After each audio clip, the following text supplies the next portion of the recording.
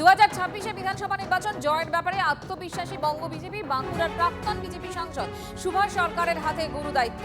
দলের নেতৃত্বে প্রচারের রূপরেখা তৈরির দায়িত্বে প্রাক্তন এই সাংসদ। শিক্ষা, স্বাস্থ্য, কর্মসংস্থান থেকে ধর্ম সবকিছু নিয়েই সোজা সাপটা টিভি9 বাংলার মুখোমুখি সুভাষ সরকার।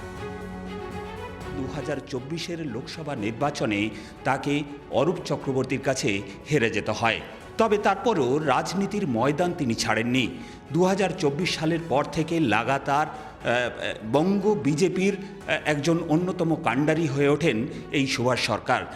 সামনেই বিধানসভা নির্বাচনে এই রাজ্যের নির্বাচনের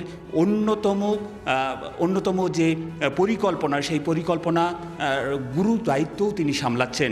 এই বিধানসভা নির্বাচনে আমার উপর দায়িত্ব আছে কেন্দ্রীয় নেতা এবং মন্ত্রীদের প্রবাস, তার পুরো বিষয় দেখা। পারবেন সরকারে এলে এই শিল্প ফিরিয়ে আনা, কর্মসংস্থানের নতুন করে সুযোগ তৈরি করা, এই বিষয়টাকে নিশ্চিত করতে? নিশ্চয়ই পারব। তার কারণ আমরা প্রথম কাজ হবে আমাদের প্রশাসনকে স্বচ্ছ করা। প্রশাসনে কোনো রকম দুর্নীতি বরদাস্ত করা হবে না, কোনো রকম তোলাবাজি বরদাস্ত করা হবে না। যে 5 লক্ষ কর্মসংস্থান 5 বছরে সরকারি কর্মসংস্থান আমরা করব, একেবারে হিসেব পরিষ্কার। 1 লক্ষ শিক্ষায়, 1 লক্ষ স্বাস্থ্যে doctor, nurse, group C, group D, এই সমস্ত স্তরে নিয়োগ হবে।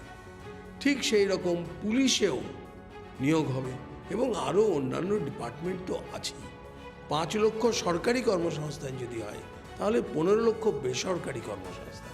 কি বলবেন এই বিষয়টা, এই ধর্মটা কতটা এই নির্বাচনের ক্ষেত্রে ভূমিকা রাখবে?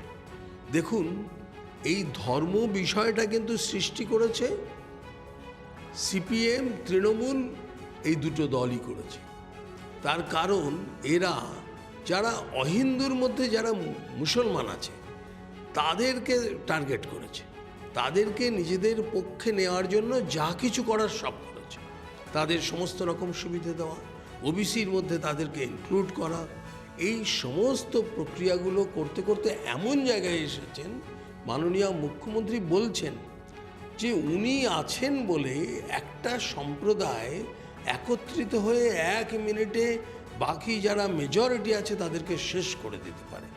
আর দেখুন, ওই কথা বলার পরই তার পরের দিনই মালদাতে কি ঘটনা ঘটলো। সামনের যে বিধানসভা নির্বাচন, সেই বিধানসভা নির্বাচনে তারা জয়ের ব্যাপারে যেমন 100% আশাবাদী, তেমনই তারা আগামীতে সরকারে এলে তারা শিক্ষা থেকে স্বাস্থ্য, কর্মসংস্থান থেকে কৃষি, সমস্ত ক্ষেত্রে তাদের যে পরিকাঠামো, সেই পরিকাঠামোর তারা বদল ঘটাবেন, তারা পরিবর্তন ঘটাবেন এবং মানুষকে আগামী দিনে সুশাসন দেবেন। এটাই অন্তত তাদের এই নির্বাচনের মুখে অন্যতম অঙ্গীকার।